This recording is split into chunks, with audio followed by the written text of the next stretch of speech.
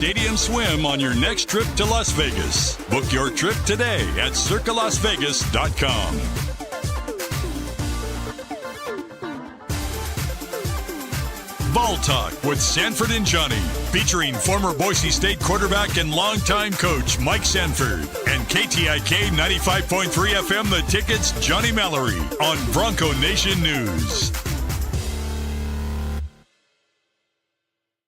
Season 3, Episode 7, Ball Talk Lives with Sanford and Johnny. Coach, good to see you. Valor Christian, hope you had a good eventful game on Friday. Not great. A little adversity, man. Little gut check time, baby. But you know what? It's a new week, man. It's Notre Dame week. For me, it's Mountain Vista week. And for you, Johnny, the Seahawks guy, man. Yeah, sure. Seahawks have Tampa Bay in the greatest uniform game of all time. They're going back to 1976 for Jim Zorn versus Steve Spurrier on those Zorn. two teams. Zorn's a buddy of my dad's, kind of a buddy of mine, too. Zorn? Oh, good dude, man. Good ball coach, too. Legend in Seattle, as you can probably tell. Legend in the world of coaching, too. Just an amazing human being. But, man, you know what? It is a week that has been building up for years. Several years in the making when the announcement came out that my alma mater was going to be traveling to the football Mecca in South Bend, Indiana, the location for years and years and years of the College Football Hall of Fame before it was relocated to Atlanta, Georgia. I've been to both. And this is going to be an incredible experience for the Boise State players, most importantly, obviously the staff. And then a great experience as well for the fans that are going to be making the Hajj to Mecca. And it's going to be amazing, man. Sold out all their tickets. I mean, there's going to be a nice little pocket of blue and orange there. And this is just one of those bucket list games. No question. This is, for you, we've talked about your history with Notre Dame, and everybody knows your history with Boise State. I mean, this would have been the game, I bet, if we would have found you 25 years ago as a backup quarterback at Boise State to say, give me the one game you want Boise State to play just in your lifetime. I bet you probably would have went a great Coliseum. Question. You probably would have went the Coliseum or Notre Dame Stadium. I bet you would have said that. You're still waiting on the Coliseum, but this is kind of this is one of those, did you ever think this was going to happen games for you? It's got to be, gosh, you got to be full of emotions on this one, man. No, I really am. And it's going to be really fun. I'm looking forward to just Saturday as a whole. It's going to be a great day. A lot of good college football, but this is the game that I think is going to have a chance to be one of the more intriguing games of the slate on Saturday.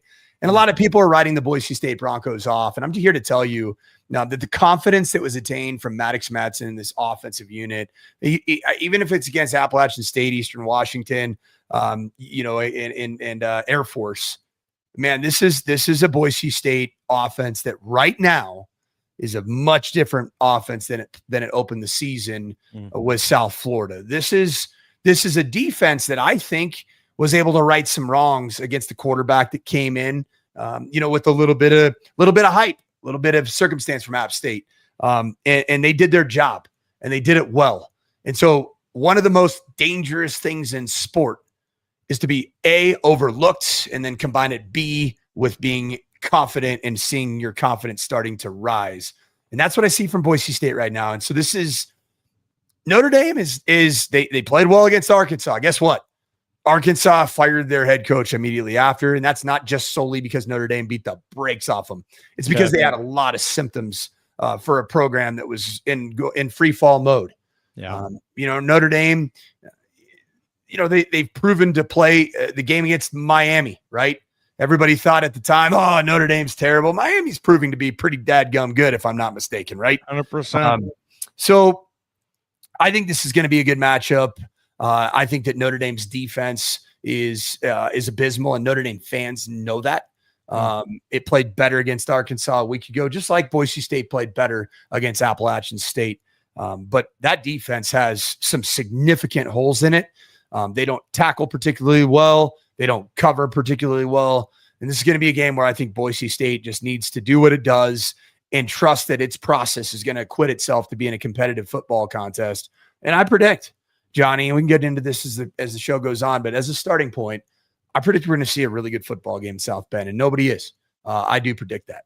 Yeah, 20.5 points. Notre Dame is favored. A fast riser, right? Did it start at a 16 and a half? I think so.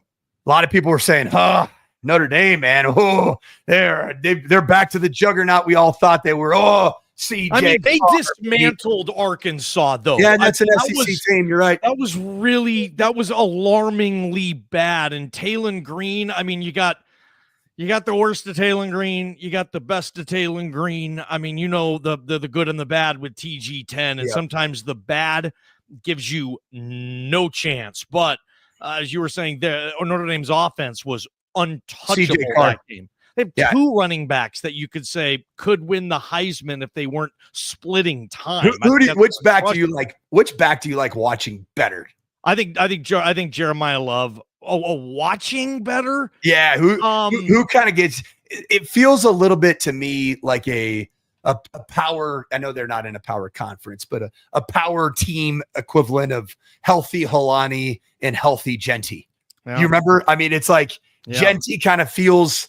I don't know, man. I mean, those are two good backs, man. That was sick. Yeah, Love and Price are the two, and they're Price is averaging. How do you say his first name? Is it Jadarian Price? Jadarian Price, yes. And he's been there. I mean, this is his third year there, splitting time.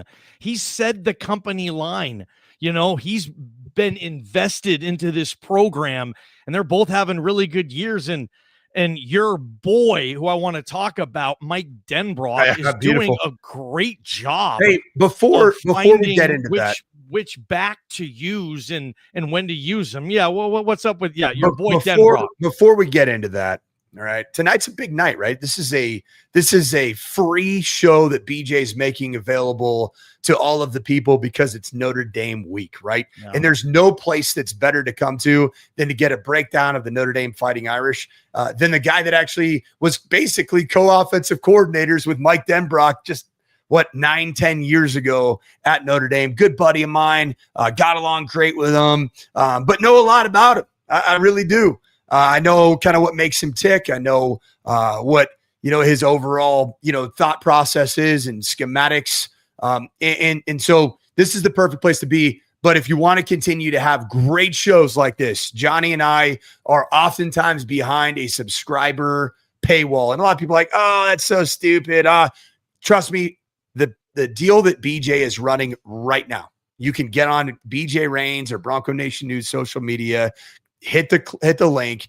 There is a deal right now for a $5 a month subscription. Let's just be honest. Johnny's Taco Bell order is $23. All right. So just one Taco Bell order for Johnny Ballgame is $23. I'm hungry. $5 a month for the best content, not just that Bronco Nation News has to offer, but also for what is offered by 247 Sports and Bronco, all that comes along with the subscription there. Just do it. Sign up for it right now, and then you can consume Ball Talk for the remainder of this season, and we work our tails off to give you the best content. I am so grateful to have a chance to do this show for the third season with my guy, Johnny Ballgame, that I can tell you, working in a top 20 media market in Denver, prepares a show, delivers a show, and is as entertaining as anybody that I've worked with. That's your guy right there in Boise, Idaho. Bro. So make sure that you guys subscribe. The extra $5. It's just good for business. BJ does a ton of stuff, and he's got to pay the bills. He's got to, I'm no longer on a contract over here with the CU Buffs, right? So to do this type of stuff, I mean, I have a pretty tight schedule. You've seen it, Johnny. And so do you. I think you were on the practice field 30 minutes ago. I mean, you're just wrapping up, doing your thing there. So yeah, we'd appreciate it. It's a really good deal going on. If you like Boise State, this show, go ahead and subscribe. I go back to the South Florida game, week 1, and it's just so weird. And because this offense is averaging 520 yards per game that Nate Potter is the architect of. I mean, that is a top 10 offense, I think nationally. It's up there. Notre Dame as well. They're averaging almost 500 yards of offense this year, Coach. I mean, these two offenses, I hope, can both put on a show on this one. Yeah. But, for what Nate Potter is doing, the South Florida game, 5 pre-snap penalties. Yeah. So it's almost like if you're going to do that, then I can't even look at that tape because I think 3 of them happened on first down. So you went into 3 series, either at 1st and 20 or 1st and 15. Like you could give me the best offense in America, and they're going to have a hard time during that week 1 on the road and everything that came with that. Not excusing it, but I don't think this offense is anything close to what happened at South Florida. And I know the opponents haven't been there. App State, me and you respect the hell out of that. That's a respectable outfit. I know maybe they're this year. It's a tradition-rich group of 5 program. They play good football there. And, yes, they do. And that was a massive destruction of them. And just kind of the rhythm maybe that Nate Potter is feeling right now as this play caller. I mean, back-to-back games of over, 500 yards of offense. I don't think it's 3 straight. Maybe it is, but again, they're averaging it feels like it. 520. A lot of pieces. There's different rushing leader every game. There's a different receiving leader every game. The doggy is constantly protected well. He's never under duress. I mean, what are you seeing as a former offensive coordinator at Notre Dame, but Boise State? You sat in Potter's exact same chair. You seeing any type of rhythm with your boy Nate Potter? Do you remember what I said going into the South Florida game, in terms of my advice from afar on Bronco Nation News? I'm not talking to Nate Potter in person. I got my own fish to fry here in Colorado, and so does he. But the one thing I said is that Nate Potter has been around run games for a decade, and he's really good at putting together run games. So as a first-time coordinator, what should you lean into? What you know and what you're good at. And don't try to prove a point that I can be a pass game czar and I'm this, I'm going to be the next Mike Leach, even though I'm 295 pounds before I lost 70 pounds, right? Yeah, right. I don't know. I don't even know. I think I'm heavier than Nate Potter now, but he's a large man though. You're right. He has slimmed down genetically, and the bone structure is a large human. Yes.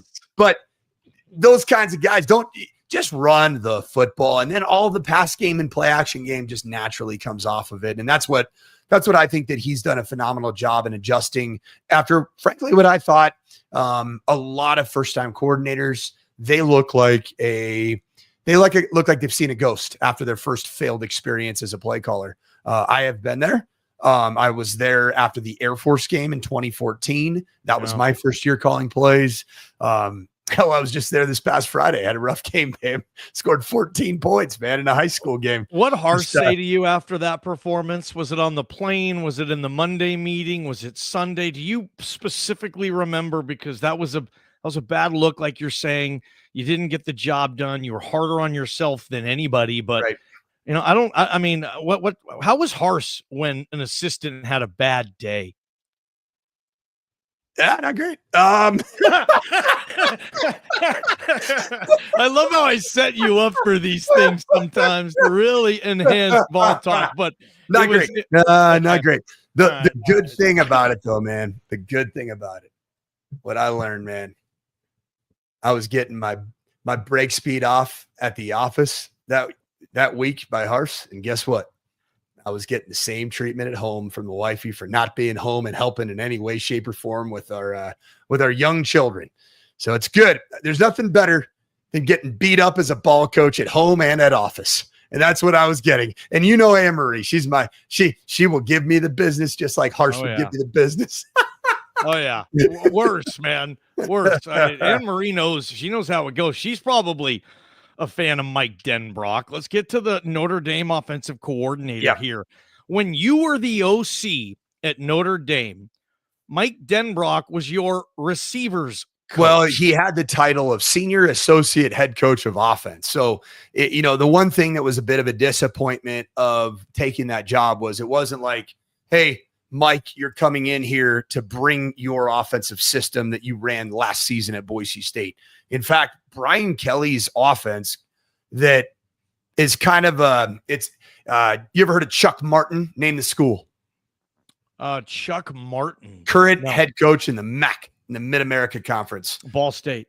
Nope. Miami of Ohio. Dang. Chuck Martin was he and Brian Kelly both at different times were the head coach at Grand Valley State. And the offense Denbrock went. Correct. And the offense was there. And so Denbrock was a tight end coach and offensive line coach. Denbrock actually coached at Stanford in between the time that my dad coached at Stanford and I coached at Stanford. And he was with Tyrone Willingham. Guy. He was with Willingham multiple times. So I know Denbrock and I know his offensive background. It's a weird blend of this Grand Valley State offense that, like, if I told you it's the weirdest, it's one of the strangest nomenclatures I've ever been around. Okay. So most formations, all right, Boise State, okay, to say 3-by-1 with the tight end in line, that's called trio right.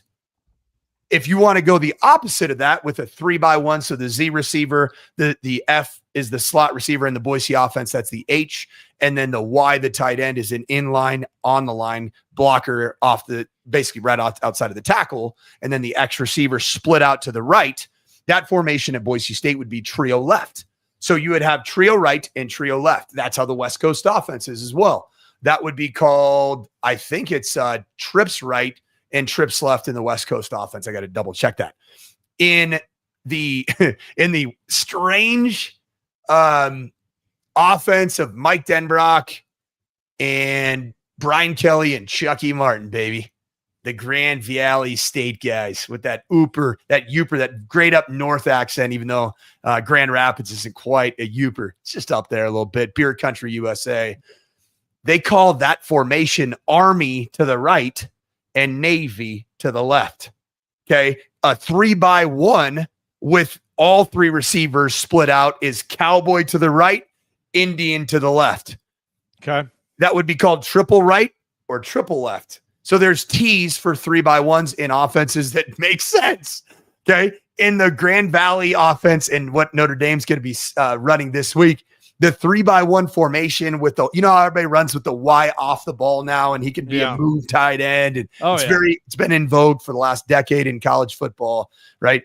And even now it's making its way into the NFL game because of the RPO stuff. By the way, Urban Meyer and your dad started that. I think his name was David Moa. Who was that tight end? Your dad. He was a tight end, fullback, tailback. That was the first one of the Ben Moa. Boom. Utah Utes. David Moa was a Boise State Bronco, if I'm not mistaken. Yeah. I think there was some relation. It was a Polynesian guy. It was a tight end that your dad and Urban Meyer turned into a star. He was so fun to watch. And kind of the first I ever saw of that position you're talking about right now. Denbrock uses that. Like Boise State's going to see a lot of. So he loves being in. He calls that would be Cowboy toes. So toes means that third receiver is now lined up. His toes are behind the offensive tackle's heels, and then it would be Indian toes. And it was like, it's still to me to this day, I'm like, how in the world did what kind of Irish whiskey was Brian Kelly and Mike Denbrock sipping back at up in Grand Rapids, Michigan, when they came up with the weirdest formational system that I've ever been around in my entire life. Yeah. But the offense can be a little bit wordy.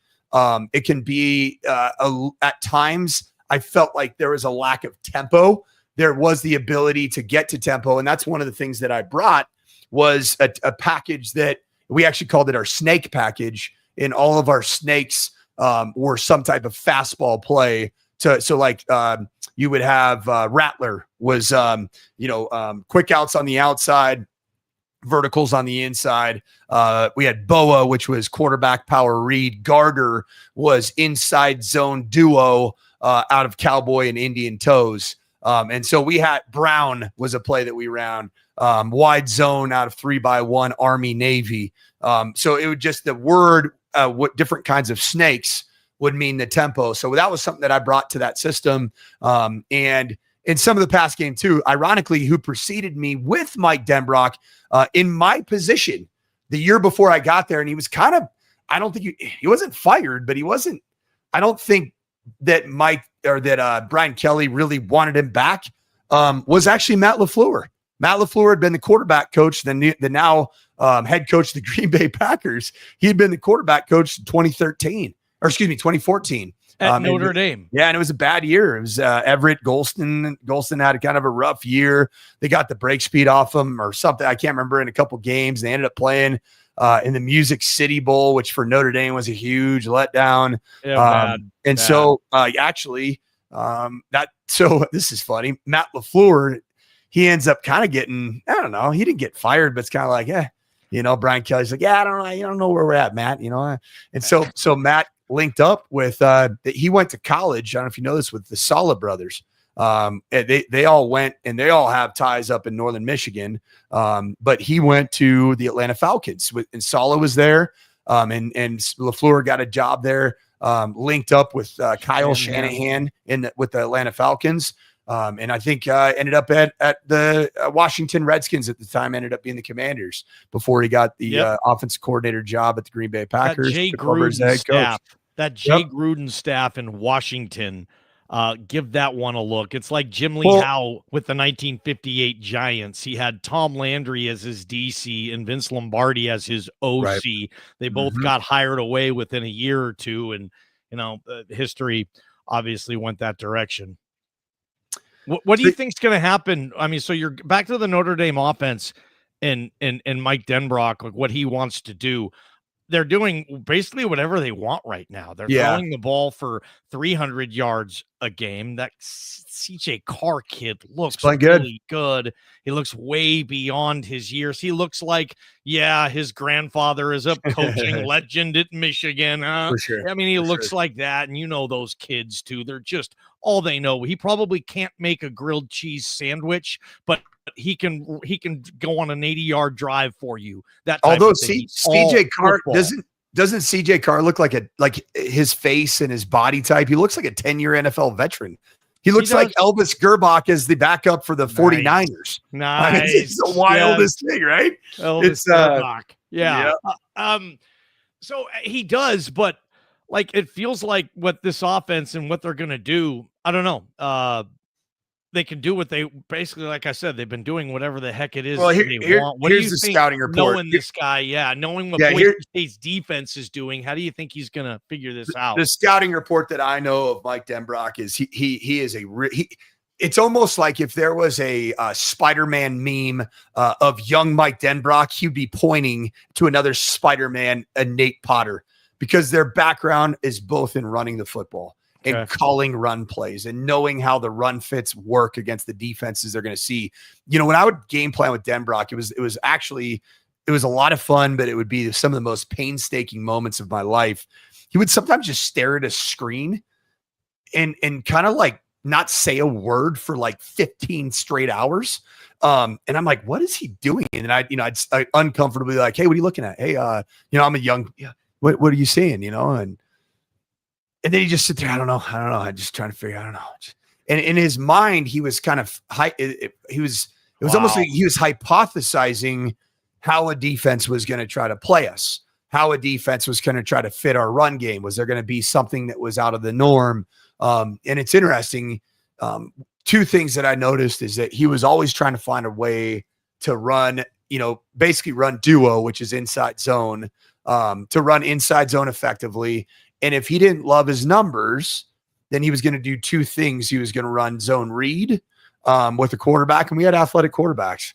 Deshaun Kaiser had a lot, in the run game. But then the other thing that I thought he at times, and this is going to be really good information for you, the Boise State fan, is if Boise State plays a heavy box population, there's two things that he's going to do. Number one, he's going to want to try to find a way to run the football. And like you said, numbers aren't good. He's going to read somebody. So quarterback's going to read a defensive end, potentially a backer. And then the second thing that he's going to try to do is he's going to actually have the quarterback as the primary run guy. So he might call, so it'd be like Q outside zone right. If you go back and you should watch this, the Clemson versus Notre Dame game, Deshaun Kaiser versus Deshaun Watson. We had success in basically a hurricane, extreme weather, but we had some success getting back to our numbers being favorable because we would run Deshaun Kaiser and have CJ Procise and Torian Fulston at the time, the running backs, as the lead blockers. Right. I usually play action to Will Fuller deep. That okay. So then I was going to tell you that's the next thing is that Mike Denbrock likes calling. It's interesting. We called our speed outs. Okay. Were they would convert to back shoulder fades. So if we run these, square outs, off the 6-step, and if you felt at receiver and at quarterback, like the guy was either pressing you or sitting on the route, not backpedaling, that we were gonna run by him, but the throw itself was not a throw it down the field, rip the perfect go ball. It was throw it in the vicinity.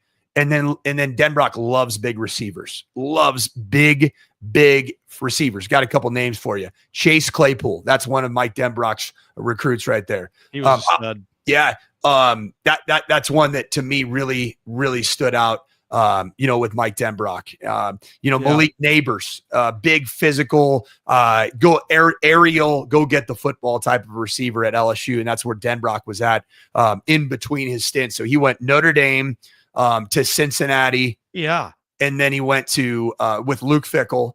And then he went Desmond Ridder era OC. Yeah, for sure. All 4 of those Ridder years, Denbrock was the OC there at Cincinnati. I mean, that's a hell of a job he did. And then, like you said, he goes to LSU after that, and now he's Jaden Daniels, Malik Neighbors. Yeah, he was the OC for Jaden Daniels and Malik Neighbors. Didn't they have another? They had another big time offensive weapon. Oh, it's LSU. Yeah, I mean, he's got a million of those. But yeah, this guy's had serious athletes. As far as what he likes to run in these 2 running backs. I mean, so we're gonna see. This is heavy running the football. You would think. The only thing I'll tell you though, that I have seen, and if you watched any of the first couple games of Notre Dame offensively, namely the Miami game, there are times in Northern Illinois a year ago, I've seen Denbrock get into a rut as a play caller, and we all have been. I've been in ruts too as a play caller, clearly, where you can't find your rhythm, you can't stay a step ahead. And here's where I saw it. I saw it when somebody defended us very differently than what we had planned for, or maybe the hypothesis that Mike Denbrock was contemplating didn't necessarily come to fruition as he saw it. So that's going to be an interesting chess match right there between Eric Chenander and Spencer Danielson and Mike Denbrock on that side of the football. Now on the other side of the ball, I know Chris Ash pretty well. The defensive coordinator, Chris Ash, I coached against him when he was at San Diego State. He was, I was at UNLV. He was also at Wisconsin, coached against him multiple times between Stanford and the Rose Bowl. And then again, when I was at Western Kentucky, he was there. Is it pretty sweet coaching in a Rose Bowl? It's the only thing that probably bests coaching a game at Notre Dame Stadium. And I said on sports, on the ticket today, KTIK. Did I say Idaho Sports Radio earlier today? Idaho Sports Talk. What? I was right? Yeah, Idaho Sports Talk, KTIK. Okay, good. Good. I just want to make sure I was good on it. No, I know. Yeah. So I was on with you earlier and it was a blast.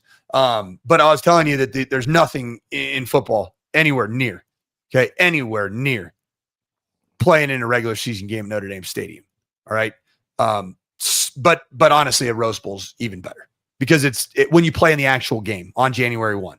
The college football playoff thing, it just seems like it's kind of neutered the Rose Bowl experience. Where are your rings, dude? You got a Rose Bowl ring? You got where you got Fiesta Bowl rings? Do you keep them somewhere? How many do you have? I think I have like 9. I would think it's even more than that. As a player at Boise State, you probably I have 4 from Boise State. I have 3 Fiesta Bowl rings, 2 Rose Bowl rings. Idaho or Indiana high school, the IHSAA state championship game when we beat Rex Grossman in Bloomington South when I was going to Mishawaka Penn High School about 18 miles northeast. You and Rex Grossman faced off in high school? I was a backup. I was a sophomore, but it was awesome. It was at the old RCA Dome where the Colts used to play. It was glorious, man. I was like, Oh man, I've never seen a dome like this. It was unreal. The 97 state championship, man. That's 28 years ago, buddy. 28. Let's get a mic drop in 15 seconds. This crispy chicken is from a taco place. This crispy chicken is from a taco place? The taco place? Taco place. It comes in a burrito, too? From your taco place, it's also a chicken place that's also a taco place.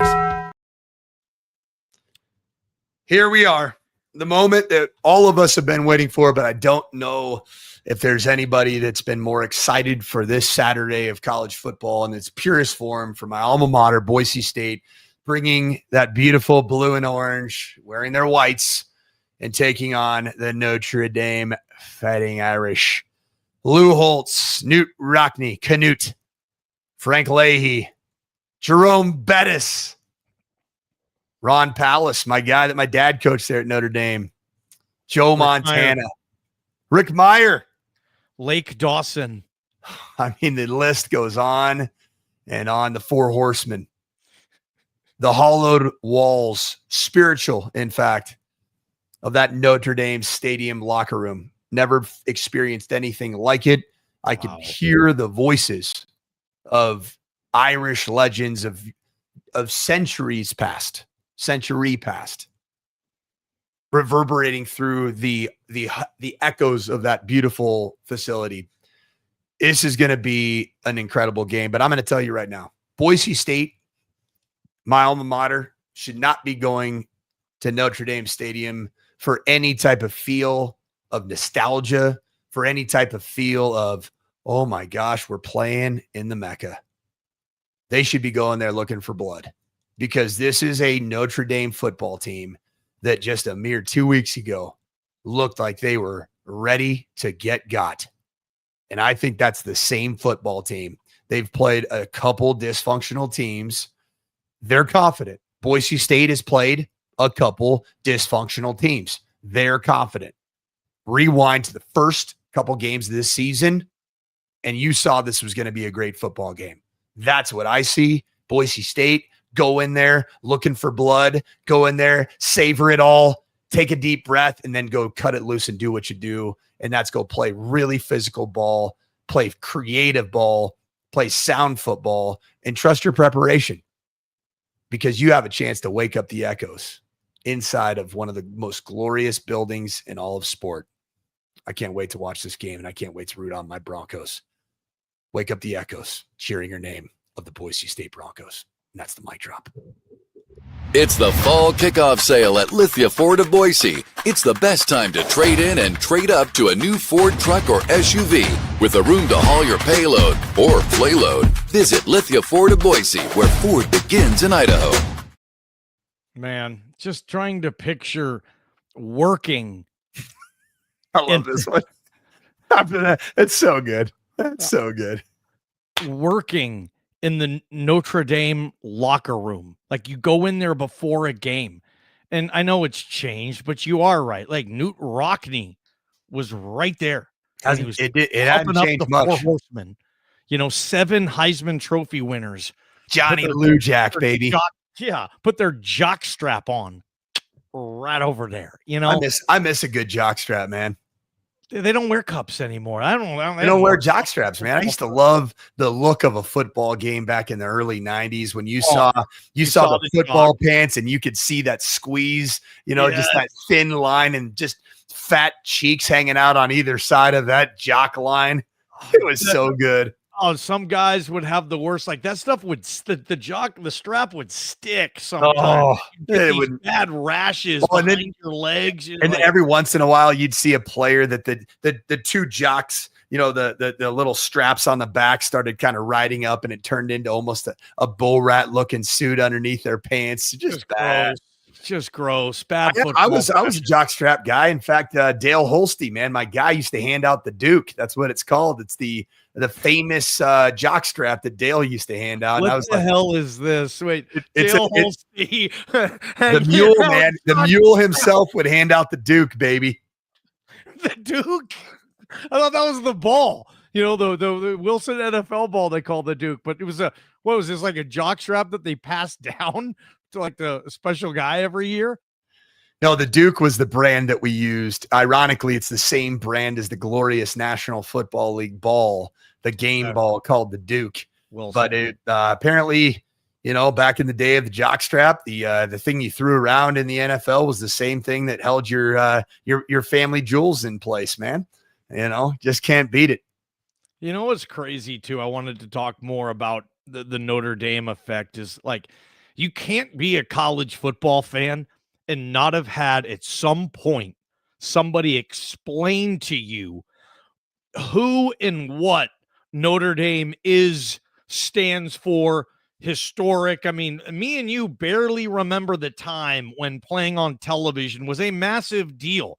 There were like 6 games on a Saturday, that type of thing. And before our era, there was like 2, and one of them was always going to be the Notre Dame game. But at some point, someone explained to you who these guys are, and you either said, "Oh, sweet, I love them." The fight song, that something about those uniforms and the colors in that stadium with that fight song. Yeah, I see a crisp like fall breeze to the air. Like, that is so Notre Dame, coach. And at some point you either said, "Yeah, I'm going to be a part of that. Those guys are awesome." Or you said, "Nah, man, I don't like those guys. They're everywhere. I'm tired of them. They're the villain." But it feels like with Notre Dame, you're not just kind of in between. It's like one or the other. And you were saying this earlier on KTIK that it's not a local fan base. Yeah. It's national. If there's an America's team for college football, no question, it's Notre Dame. They've been on national television forever, and you can name, like me and you could go back and we could just spend the next hour just naming Notre Dame players back and forth. Me and you could. I mean, and we're not, I mean, a lot of people could, is what I'm saying. I mean, just that stinking brand and their place in college football. It's hard to believe they haven't won a title since Tony Rice, Lou Holtz, 1988. That's crazy. My gosh. Think about, they've been close. It's 37 years, man. 37 years. Basically our lifetime. Our lifetime, we've seen like one Notre Dame title. And we're old. I was now, 6. Man. I was 6. We're freaking old now. So, I mean, look at these bags under my eyes, man. I need some dadgum Botox, man. Yeah. I'm in ball coaching mode, aren't I, Johnny? You are. I love it. Yeah. But yeah. Hey, so Johnny, think about it this way, right? So I just had a chance. It was strange because I'm a Boise State guy, and probably the rivalry the team I hated the most from my 5 years as a player and my 1 year as a coach at Boise State was actually BYU. And I think a lot of that is perpetuated because in Boise, there were a lot of us that were playing for Boise State at the time, and we're like, "Oh, everybody's a Boise State fan," until they're the team that represents their church comes into town, and then all of a sudden they're wearing, no orange with their royal blue, or at the time their navy blue. It was just pure navy blue, right? That was the thing, huh? Big time thing, man. Big time thing. Now I'm going to tell you this past Saturday, Amory's brother, who coaches quarterbacks for Brigham Young University, he got us tickets in the BYU cheering section. Okay. And it was at Folsom Field against the CU Buffs, a school I had just recently coached at, right? I was in the BYU section. That was the largest section I've ever seen in my entire life from a visiting section at Folsom. I have never seen anything like it. In fact, it was so big that it kind of created a stir with the student fit section at CU, because they're like, screw these people. Why are they taking over our Dane Stadium? And they started an F the Mormons chant, which CU had to pay a $50,000 fine. And so what I would tell you is this: while the Mormon church is certainly very strong and prevalent in the Western United States, the Mountain West, and certainly different parts of the United States and in the world, there's nothing in terms of organized religion, maybe outside of the growing Muslim church, but in terms of the Catholic Church, this is the flagship university internationally for the archbishop, for the diocese, for the faith. It's Catholicism, man. Yeah. And the amount of people that grew up Catholic and grew up loving Notre Dame, the amount of priests and nuns that have been affected by somebody that went to Notre Dame or some time of their lifetime where they could look at that Saturday game on, at 2:00 and say, man, that they represent my faith and my belief and my values. And that golden dome reminds me of some of those golden cathedrals all across the world that represent Catholicism. This is a massive brand that reaches so much deeper than just the local community in South Bend. There is no busier private FBO fly-by owner airport in the world than Notre Dame, outside of Notre Dame in Elkhart, Indiana on a Saturday. And that is 20 miles northeast, very close to where I used to live. It is a constant flow of private jets coming in from Sun Chicago. Valley. Reminds me of that little airport in Sun Valley, I think what you're saying. Yeah, and Sun Valley's little airport, they get some people. This is droves from early morning till late at night. I mean, and they just prepare from it all the way from Tuesday, Wednesday of a game week, all the way through Monday of the following week.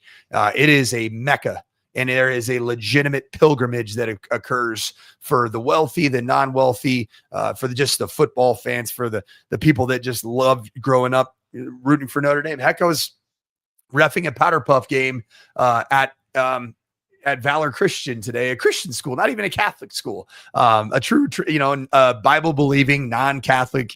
I guess you call it a, what's it called?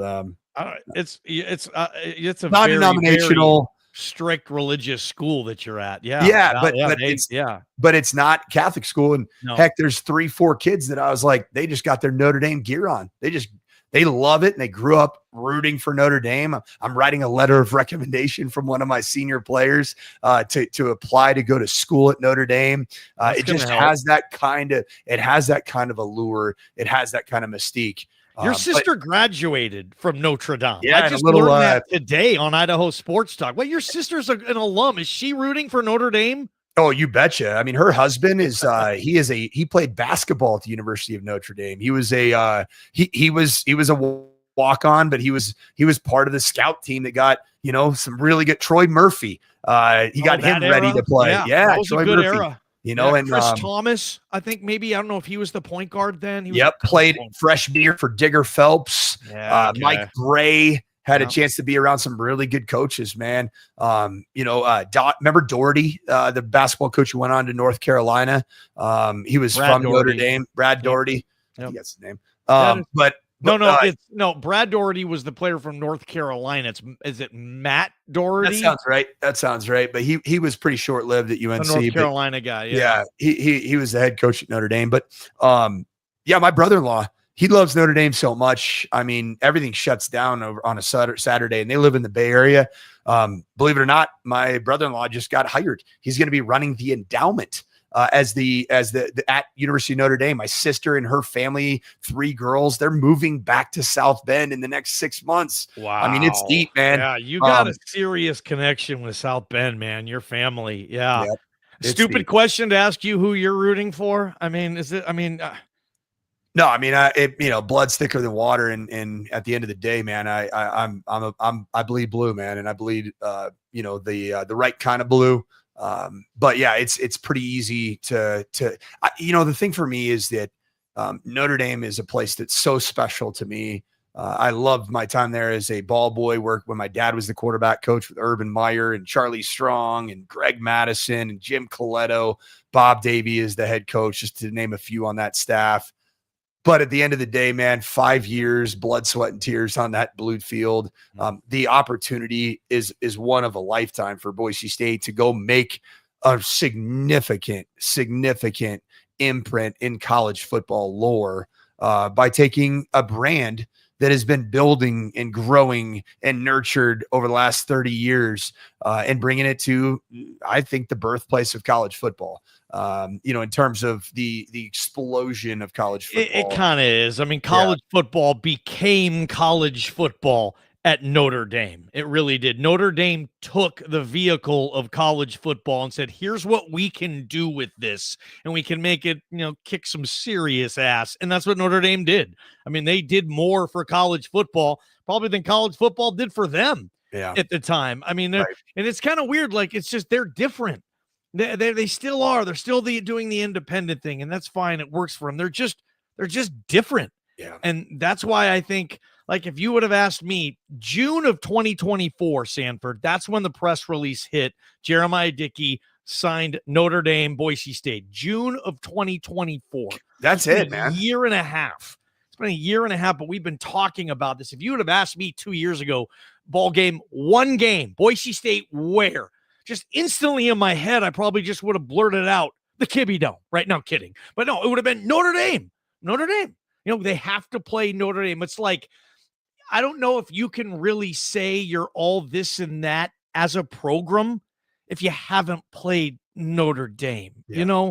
That's a big deal getting to play them. And coach, since 2021, they've lost to 3 group of 5 programs at home. Your boy Mike Denbrock was the OC when Desmond Ridder and that Cincinnati team came in and won by double digits. Maybe the best group of 5 team of all time, that Cincinnati team. They came in there. And then last year was Northern Illinois. And then 2 years before that, if you remember, Marshall went in there and caught him. I looked at the my quarterback, my backup quarterback from Utah State that backed up Jordan Love, Henry Columbi, was the starting quarterback for We Are Marshall that went in there. I remember that kid. Yes, that was my guy, man. Yeah, he quarterbacked. But so it's happened. And I don't know where this Notre Dame team is in relation to those others, but I do know last year's team was pretty freaking good, right? Yeah. They went to the Natty. They went the whole way. They played 16 games last season, and Northern Illinois was able to do it. The common denominator, it's obvious, but it's win the turnover battle. And those 3 games, it was at least +2 to the opposition. And in one case, I think the Marshall game, they were +3 with a pick 6. So somehow, some way, you got to get that ball out. You got to get it to bounce your direction. I think for Boise State, if we just want to kind of transition into how the hell, if anything, if Boise State's going to get another serious upset notch on a belt that's full of them, how they're going to be able to make this happen, Coach Sanford, because man, this is a really good Notre Dame team, in my opinion, with what they're doing. I keep thinking about what they did to Kansas. They just lit them up like they were an FCS team, man. It's almost like they were playing Scottie Pippen in Central Arkansas, not in Fayetteville. Pig Suey, very prideful, tough SEC committed program, and Notre Dame just eliminated them. Like, I'm thinking, damn, how good can this team be? I got a lot of questions with this game. I don't think I'm going to be surprised, Coach, if that point spread is accurate and it's Notre Dame. The fourth quarter isn't even watchable. Yeah, but we said this. Not the case, but I can see that. I'm gonna go with Lee Corso, not RIP because he's still alive, but not a part of College Game Day like he certainly was for so many years. But I'm gonna go not so fast, my friend, because I don't buy that this Notre Dame team, when challenged, is quite what last year's team was. I also think that this is a game that reminds me a whole heck of a lot of last year when Boise State went into Oregon and they had the best roster that money could buy. And they got Dylan Gabriel, who's now the Cleveland Browns starting quarterback, which is wild. Love it. And everybody thought that was going to be a blowout. Everybody thought it was going to be a 40-point win for Oregon. Now, I was coming off a Boise State Georgia Southern game that was like, huh? Oh, and then I think a Portland State game is kind of, I don't know. What I would say about this one is this is going to be a lot closer than anybody thinks. So, if I will be disappointed in my alma mater if they get beat by 20 or more points, and I'm not betting on the game. I don't care about any of that stuff. No, it's not about making money for you. It's about your favorite team beating Notre Dame. And Boise State, this is a slow week, guys. There's not a lot of mega games out there. Yep. If Boise State wins this game, they'll own Saturday. It's a day game. It's a day game. So this game will end when the primetime games are starting, and it'll be, Boise State did it again. What's going on? And Notre Dame, Bob Beeler said this, and I think I believe him. This is an elimination game. Boise State loses this game, you could argue they're probably not going to get to the CFP without mega help. If Notre Dame loses this game, 100%, they're not getting to the CFP unless they're a 9-3 entry. And I don't think they get in at 9-3 because at some point you have to beat good teams. No question. Notre Dame's got the loss to Miami. They got the loss to A&M. And if you throw in Boise State on that, all of a sudden Notre Dame, I don't know what they're playing for. So yeah, and I'm not buying stock on this A&M team, really. I thought it was a bad loss for Notre Dame. I do. Well, their defense just didn't show up. They couldn't get off the field against Yeah, I'm not buying stock. And, I'm not buying stock on this A&M team. I thought it was a bad loss for Notre Dame. I think this is still an elimination game for both teams. I do. Stand by it. It's an elimination game for Notre Dame. It's an elimination game for Boise State. If Boise State loses by 20 or more points, this isn't the Boise State program that we all know and love. Okay, I'm going to throw it out there. This is not a team that should even be contemplating playing in for a college football playoff game. I'll be severely disappointed. And that's not coming from a place of anything other than I don't think this Notre Dame team is as good as it was a year ago. Same team that lost to Northern Illinois. This Notre Dame team is not as good as last year's. I mean, that's probably fair to say. But I think look what Notre Dame did. Their running backs are better, though. Love is better this year, I think. They're the same guys, man. They're the same guys. And I would say that CJ Carr at times has looked good, but he's also at times looked okay. I don't know. This is a way worse defense. Way worse. Al Golden was a dude at Notre Dame. Now he sucks at the Bengals. I just watched that debacle. He's the defensive coordinator for the Cincinnati Bengals now, and they look as bad as you can possibly look. That's an embarrassment of an NFL. He's not going to keep that gig much longer, sadly, for Al Golden. Shouldn't have left, man. Shouldn't have left. Notre Dame. He probably could have why does any Notre Dame OC or DC ever leave? Those guys must be freaking morons. If you're a Notre Dame OC and you take a gig in like Conference USA or something, you must be like, seriously, what are you guys doing? Yeah, I'm kidding, but that's what my wife said too. She said that too. We're leaving Notre Dame to go be the head coach in the Conference USA, but yeah, I love it, man. Good. I'm trying to think where I want to go with this one. Back to the game, but I do want to ask you this. I had this written down. I don't want to forget it, but put me through your head, all of our listeners, over 1,000 people watching this. You just finished the 2014 season, your first as a full-time play calling OC. I think that's your offense. Yeah. And the season's over. You're one of these hot young 30s coaches. Everybody wants a piece. Your phone's ringing. And I think 32 years old. 32 years old. You just won the Fiesta Bowl. Jay Ajayi has an amazing year. And 2 coaches called you. One was Brian Kelly at Notre Dame. 2 was Urban Meyer at Ohio State. Butch Jones, too. Butch Jones at Tennessee. Several others, but the only 2 I think that you even called back were Urban Meyer and Brian Kelly. What was that process like for you, first off, to be sought after by those guys? And I knew you'd done some good things, but I mean, how did BK, was it a pretty easy sell for him to get you to leave your alma mater after 1 year? You guys had it roll in there, and you go to Notre Dame to not bring your offense, to run his stuff. He just wanted your mind in the building because he didn't want the offense or the play calling. Well, the wildest thing was after Ohio State in the 2014 season, which I believe they played in the Sugar Bowl against Nick Saban's Alabama squad, a really good team, and Ohio State beat them fairly convincingly in that Sugar Bowl. It was a college football playoff. Was that Cardell Jones? I think yes, it was a year Cardell Jones, and the whole deal. Man. So Urban Meyer texts me the next morning after the Sugar Bowl. Like it was like this long of a text, and I hadn't talked to him in years. Explain to people how you know Coach Meyer. Yeah, so Urban Meyer was the wide receiver coach 1997, 1998. He was there before, but my dad went to Notre Dame as the quarterback coach. So like I grew up with his daughters. They were younger. In fact, I got in a jet ski accident with Gigi Meyer on the back of my jet ski. She fell off of the jet. I mean, we didn't hit anything, but like kind of flipped it. She fell off, had to get rushed to the hospital. They were worried about internal bleeding. So not great. Everything was fine. Everything was perfectly fine. She was young at the time. And I was speedster, high schooler, thinking I was the on man. On that jet ski. Yep, on that jet ski. That's not a toy. This is not a toy. And that was in Notre Dame Donors Lake House and their jet ski up in up in Diamond Lake in Michigan. But I knew him as I was the ball boy. I knew him as a really intense coach. He was a young coach at the time. Think about Urban 38 years ago, man, or 28 years ago. Yeah, that's when you met him. Okay. Yep.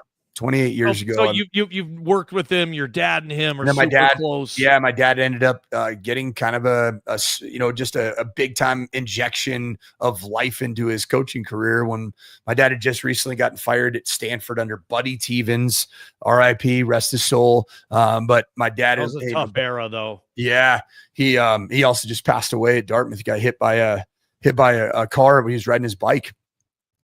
Just about a summer or two ago, Buddy Tevens, that is. But so Urban Meyer called my dad. He was the offensive coordinator at Utah.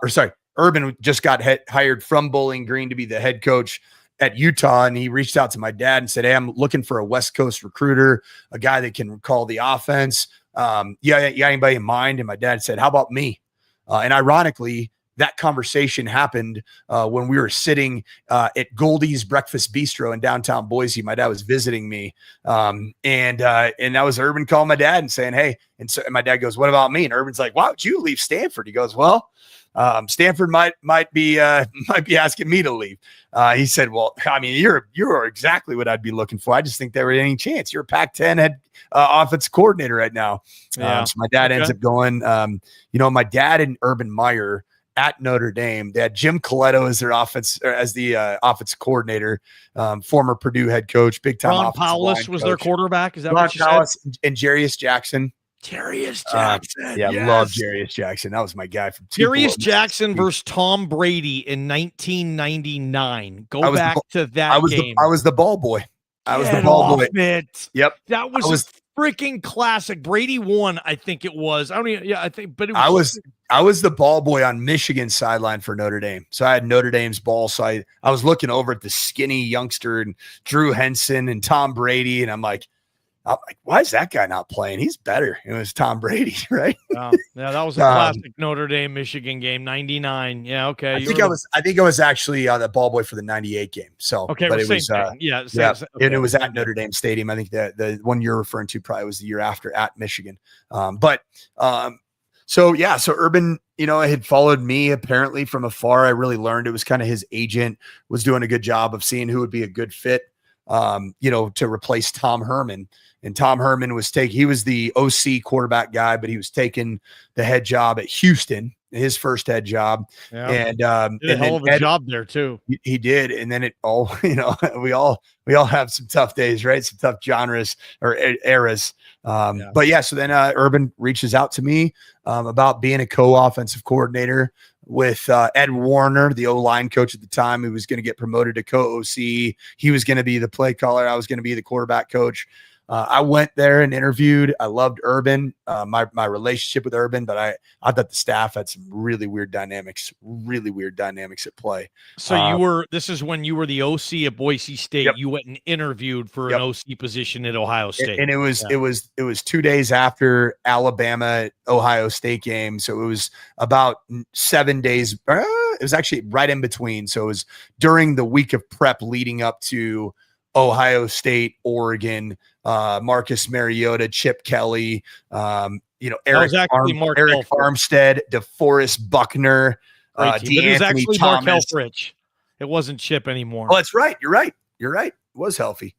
And so was he your quarterback coach at Boise State? He was healthy. Yep. My guy. Yep. So crazy the world. Everybody is related in football, man. Right. You guys have all been around each other and worked with each other. So I went and spent 2 nights in Columbus, Ohio. Anne Marie came with me. She went out to dinner with Shelly Meyer, Urban's wife, that I've had a great relationship with her and her kids for years. Urban was great. Man, I could just tell there were some weird things going on just with the dynamics of the offensive staff. And I just didn't feel it, man. I felt like there was just things about the job that didn't feel right. And I told my wife, I got back, she had a great night, had a couple glasses of wine with Shelly at a wine bar in Columbus. And, and so Amory's like all excited and and I come back and I told Harsh that I was interviewing. He was, Did he take it well? I get back and I'm like, Amory's like, hey, honey, how was it? And I'm like, yeah, I really like Urban, man. It was really good to see him. And it's like, yeah, like, and she's like, you don't want the job, do you? And I go, no, I don't, man. You were like let down that you didn't want it. Yeah, you wanted to want it. Like, yeah, it was you know what I found out later, and this is crazy to say. I felt like there was me. I'm a person that's a vibe guy. I'd also say that I'm pretty in touch with my, I think there's some things that for me I learned over the years that I go into a situation and I pray about it beforehand, and I ask God to show me, is this where I'm supposed to be or not? Like, and there's never an audible voice, but I went into that one, and man, I felt like this is going to sound over the top. I felt like there was a kind of a darkness like in the offensive staff room. That sounds crazy. Mm-hmm. It was just like everybody's kind of at each other a little bit, and everybody's kind of, angle. There was no love. There's no camaraderie, but it felt, the word I would describe the offensive staff at the time was dark. I then found out 2, 3, 4 years later. Do you remember the wide receiver coach for Urban Meyer, Zach Smith? Yeah, he's Earl Bruce's grandson. Yep, and he was great. I liked him. He was nice to me and stuff, but man, there were some weird dynamics. Do you remember all the stuff that went down with some potential domestic abuse with his wife Courtney? And those text messages. Apparently that guy punches girls. Okay, so I'm just going to tell you this: the worst. The text messages that became part of the downfall of Urban Meyer. Mm-hmm. The timestamp on those text messages for when Courtney was texting Urban's wife, Shelly, it was when I was there for those 2 days. So something was up. Yes. There was a huge ghost in the room, and yes, and you didn't know what it was. Correct. And then you found out. Yeah, because Urban was in, he shouldn't have been a tough spot, but Urban was thinking, I wouldn't have known. I can't fire Earl Bruce's grandson. Earl Bruce got me into coaching. I'm trying to do this, or it was just, that was a weird deal. And honestly, I'll be honest, Zach's a really good coach.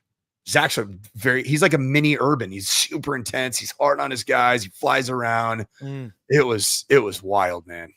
It was wild. And then Brian Kelly, the Notre Dame deal. You don't leave Boise State for Ohio State. You stay at BSU. You say no to Ohio State, and then, dang, man, Notre Dame calls. Yeah. So the hardest part about the the Ohio State deal was I hadn't formally been offered the job, but I had been recruited and wooed. And it's funny because Urban works, and I think he does the same thing in recruiting. It's kind of a high level manipulative tactic. And I respect his game for it, but he doesn't offer you a job and say ball's in your court. He tells you, I want you to tell me you want the job before he offers the job. I get it. He doesn't want you using him to go correct, to leverage somebody else. Say, and, I need to know that you're going to take the job before I offer it. Okay. And so I'm in that spot, and he's like, I want to hear from you that you want this job. And I go, Coach, are you offering me the job? He's like, do you want the job? And I'm like, do you want to dance? You want to tango? Yeah. Okay. Okay. So when I came back and tell Emery that, and we're leaving the next morning, and I kind of got on the flight, and it's like, hey, let's talk when you land, and we'll talk in the morning. Cause it was an afternoon, late night flight, whatever. Is that I told Amory, I'm like, I don't want it. So I call Hars at the airport. The only person I talk to, I call Hars. You called Hars. And I say, hey, I want to stay at Boise State. And Hars is like, hey, I say, hey, Mike, I want you to be sure. Like, I don't want it to be one of those things that you're just making kind of, an impulsive to say, don't want it to be, just get home and tell me. I'm like, no. I want to stay at Boise State, like, period. Okay, all right. Well, let's just talk in the morning. Let's talk when you get blah, blah. So we go to bed, sleep in a little bit because we had already won the Fiesta Bowl. It was like a dead period in recruiting. Sleep in a little bit, wake up, phone, like 30 missed text messages. What the frick's going on here? Yeah. Where are they from? Do you remember there was a guy for Sports Illustrated that used to break college football news. He's now an agent. Gosh dang it. It's going to elude me. He was the guy that broke the whole Oklahoma State memorabilia cheating scandal. Thayer Evans. Thayer, yeah. Thayer Evans on his X account and on his Sports Illustrated background. He tweets out, Mike Sanford offered the Ohio State job, turns it down to stay at Boise State. What? I hadn't talked to Urban Meyer. What is going on? Oh, that's cringe because you're thinking, wait, what? That sounds like you're the cool guy who's saying no thanks to Urban Meyer, and now it's public, and you're like, Leverage. dude. And you know what? Man. You want to know the worst part about it? What? Is guess who called me within 5 minutes? Your dad? Lou Holtz? Urban Meyer. Oh shit. Yeah. So you're finding this out. You just woke up. You have all these texts. You're like, what's going on? And then all of a sudden, Coach Meyer is calling. Oh, Sandman. How do you think that conversation went? Oh God, dude. So How did do you Urban Meyer called you and just said basically MF'd you and whatnot? Yeah, I wouldn't want to piss him off. Yeah, it wasn't awesome.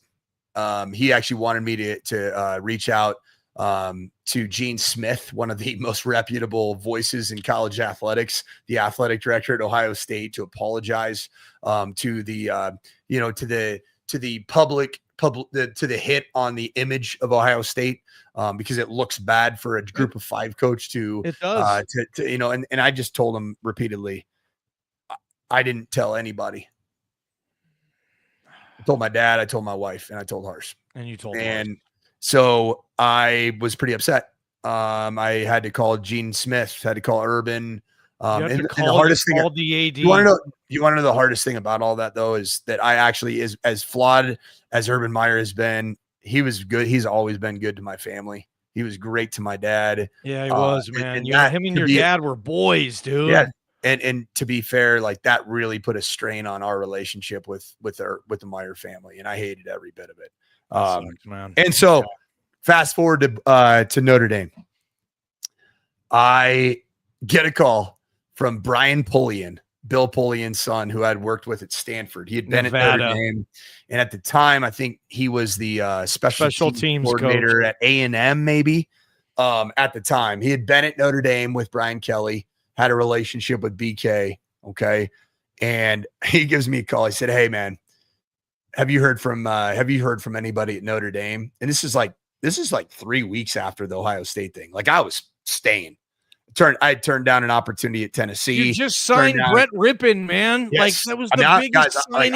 That was you, dude. I am staying. So I get this call. It's like, have you heard anything about anything going on at Notre Dame? I said, there's no job. Like, who's left? Like, what's going on? And like, well, Matt LaFleur is going to be going to the, he's going to be going to the Falcons as assistant quarterback coach. And, I think he's kind of looking for a guy. And I said, well, I don't really care about titles, but I'm not leaving my alma mater to not be a coordinator. Like that, just period. Right. But I'm not doing it because it's a place I love and I value. Even though it was more money, you were like, no. Yeah, I'm not leaving for that. Right. So, and it wasn't about, I want the coordinator title. I'd say I'm not leaving the place that I love, that I've built into as a player and as a coach to go be a position coach. Like, it's a slap in the face of Boise State, and Boise State, I believe, is on the same playing field. From a program prestige perspective. So Brian Pullian I think he kind of acted as a go-between. And sure enough, I get a call. Actually, gosh dang it. I think I got a text from BK's agent. And his name's Trace Armstrong. Great agent. Former great pass rusher. Yeah, Trace Armstrong. And, talked to him a lot about Notre Dame, talked to him a lot about, never once talked to Brian Kelly, which was shocking. And I just said, hey, listen, I have to meet Brian Kelly because I went through this process at Ohio State. And I'm just telling you right now, I didn't love the vibes of any of it. Okay. So I got to meet him. So ironically, ready for confession time, playing against a Catholic school, right? After the way everything went down the last time, by telling everybody and keeping everything above board and then getting burned by it. Yeah. Right. I didn't tell a soul. I told my wife, my dad, my mom, dad. I didn't tell anybody. Didn't say, hey, so we're on a quick weekend ski trip to Utah. And I talking to his agent. I said, hey, I can meet with him. He's like, do you want a private jet to pick you up? I said, no, we're in Park City. He goes, Brian Kelly's in Park City right now. He was in Utah with his skiing? Skiing with his family, with Pocky and Gracie and the kids, Patrick and the whole crew, and Kenzel. And so I was like, hey, we have, my parents have a little place up in Park City from when my dad coached at Utah and Utah State. And I was like, hey, it'd be really cool if BK would come over.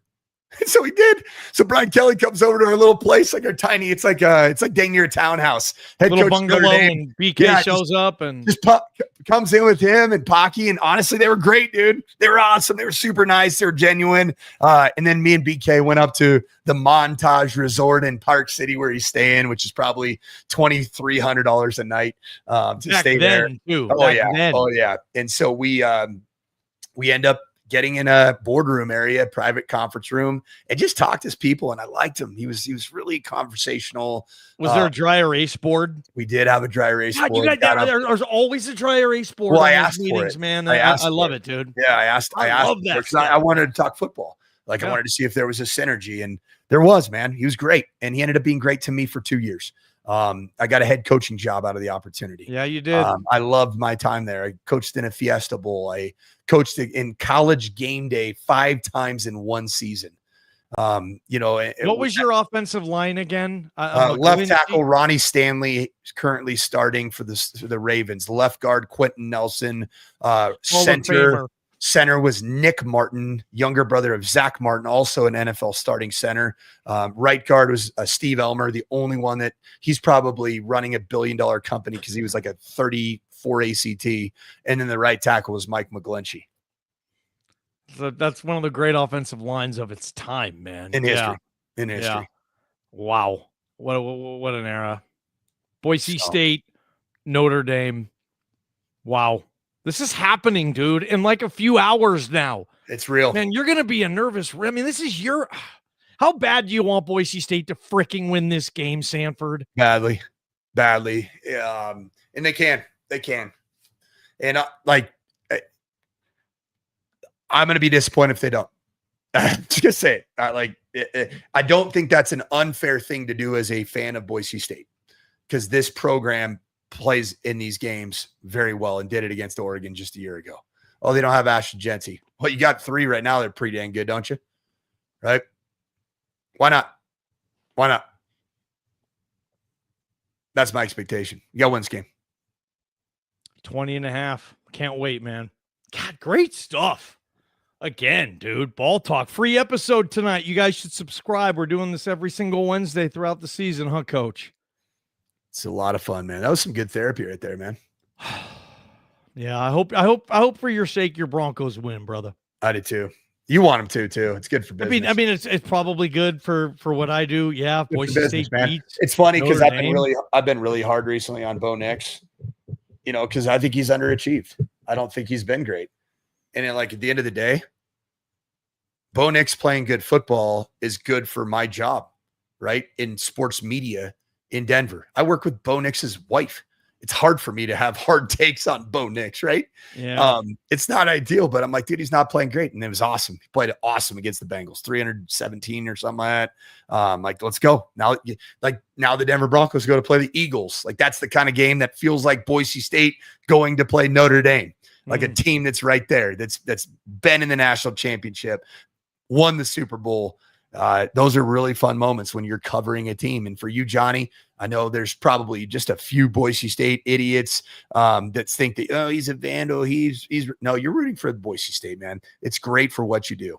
And it's great to be the one going to the CFP was a blast last year. No doubt. And it was a blast, but also it's always great for our careers when we get to be the Monday through Friday narrator of something special. Right? It's really, really special to be a part of that. I love it. My shout out to my guy, Coach Mike. Has Johnny ever told you how much he hates BSU?